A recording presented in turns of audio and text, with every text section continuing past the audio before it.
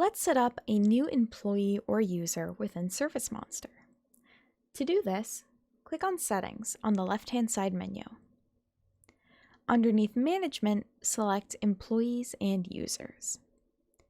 This will show you your list of employees and users within the system. Click on Plus New Employee to create a new employee. Here you can add in their information, including their name, what job title they should have, so what position they hold within your company, a home phone or mobile phone, an email address. Storing your phone numbers and email addresses here are great for if you ever need to contact a team member and can also be used for scheduling alerts. Then you can also add in their rate as well as an address associated with them.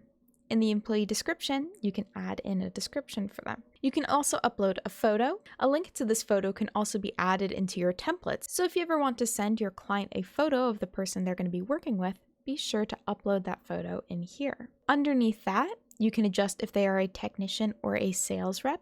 Simply uncheck whatever does not apply. And then where it says routes, you can assign them to be on a route. Once you've entered in all of their information, simply click Save. You will now have access to the User, User Access, and Options tab. In the User tab, you can set up a username and password for this employee to sign into ServiceMonster. Here, you can also set what their security role will be. The security role determines what information and what parts of ServiceMonster this team member is going to have access to. If you'd like to learn more about the different security roles, go ahead and check out our help site, where we have a specific guide for what each security role has access to. All you have to do is enter in their username and create a password for them, and when you click Save, they will be able to sign in using that information along with your company ID. In the User Access section, this is where you'll be able to see an access log, so information about every time this user has signed into the system. And then in Options, you can set up your appointment notification preferences and commission rate for this employee. If this team member would like to receive appointment notifications, they can set them up to receive either emails or text messages for just their schedule changes or for all schedule changes.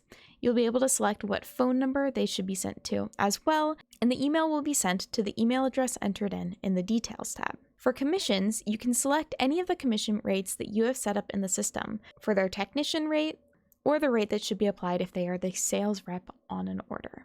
If you set up a user within the system and their password isn't working, you can change their password by going into the user settings and clicking Reset Password. Here you can enter in a new password for them and select Confirm Reset Password. Make sure that they're using the correct company ID, username, and password when they go to sign in. If you have any further questions about creating employees or users within the system, please feel free to reach out to our support team.